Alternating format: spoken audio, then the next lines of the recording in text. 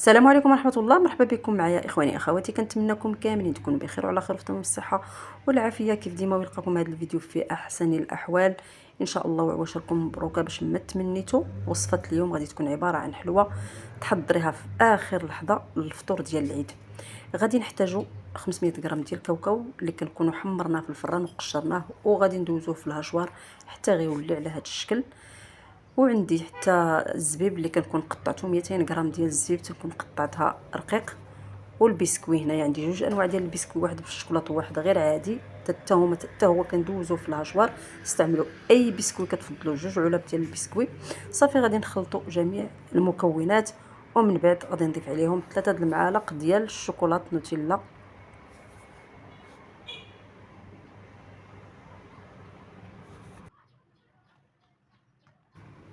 غادي نزيد عليهم الشوكولاط اللي كنكون ذوبته في الكاسرونه مع 2 معالق ديال الكونفيتور او مربى المشمش. صافي وغادي نضيف عليهم 3 المعالق اخرين ديال كونفيتور ديال المشماش، غير باش تجمع لينا باش يتجمعوا لينا هاد المكونات وكنحصلوا على واحد العجينه تكون متماسكه. هنا غادي نضيف واحد المعلقه ديال الكاكاو. صافي وغادي نبدا نخلط، ولا بان لكم انه باقي خاصو ما بغاش تجمع لكم الخليط، فممكن تزيدوا شويه ديال العسل او شويه ديال الكونفيتور على حساب نتوما شنو بغيتو. هنا انا غادي نضيف شويه ديال العسل غير باش تجمع ليا هاد العجينه، او يتجمع ليا الخليط يولي على شكل عجينه ويكون متماسك. صافي غادي نضيف شويه ديال العسل وغادي نبدا نخلط مزيان حتى غادي نحصل على واحد العجينه شاده في راسها، او خليط شاد في راسو يكون شويه متماسك. صافي غادي نبدا نشكل كويرات بهذا الشكل هذا كما كتلاحظوا. صافي بدا كتجمع. صافي غادي نشكل كويرات على هذا الشكل، ممكن ديروهم صغار اولا ديروهم كبار على حسب شنو بغيتو نتوما.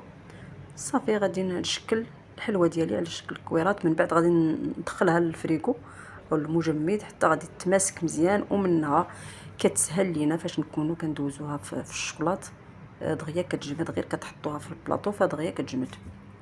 صافي غادي نشكل الحلوه ديالي بهذه الطريقه كما كتلاحظوا. ممكن ديروهم صغار اولا ديروهم كبار، الاختيار كيبقى لكم نتوما. صافي وغادي ندوزو باش نوجدوا الكونفيتور او عفوا الشوكولاط اللي غادي نغطسوا فيه الحلوه ديالنا. هنا عندي الشوكولاط غادي نضيف عليه 3 المعالق ديال كاوكاو كونكاسي. هذا هو نفس الكاوكاو اللي هرشيته اللي استعملته في الوصفه، هو اللي خديت 3 المعالق واحتفظت بهم تزدتهم على الشوكولاط ديالي باش نزينوا الحلوه ديالنا.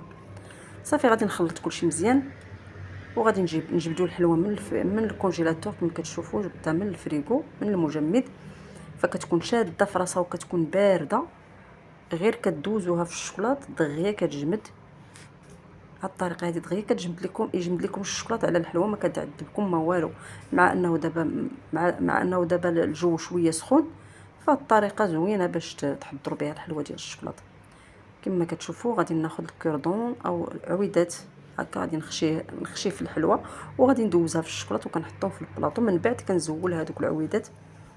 الطريقه سهله باش ديروا الحلوه ديالكم في الشوكولاط وما كتجلخش لكم الدنيا بالشوكولاط.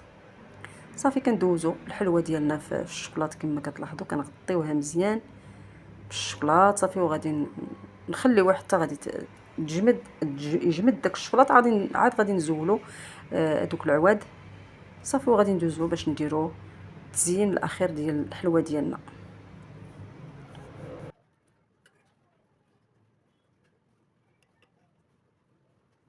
صافي غادي نستمر بحال هكا حتى غادي نكمل الحلوه ديالي. فبعد ما غادي نكملها غادي نزينها بكاناج ديال الشوكولا من الفوق، غنديرو في واحد البوش وغادي نبدا نزين الحلوه ديالي من الفوق.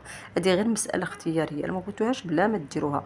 غادي نديرو كاس ديال شوكولا غيش، وغادي نضيفو عليه كاس ديال كريم فريش او القشده الطريه، وغادي نديروه فوق البوطه. كنخليوه حتى غادي يذوب، كنخليوه في الثلاجه يبات ليله كامله حتى غادي يجمد، ومن بعد كنديرو في البوش كنبداو نزينو به الحلوه ديالنا من الفوق. لكم الاختيار، الا ما بغيتوش بلا ما ديروا هذا التزيين هذا. صافي، وكانت هذه هي الوصفة ديالنا ديال اليوم، كنتمنى أنها تنال الإعجاب ديالكم وتجربوها، وعشركم مبروكة، نخليكم على خير بسلامة.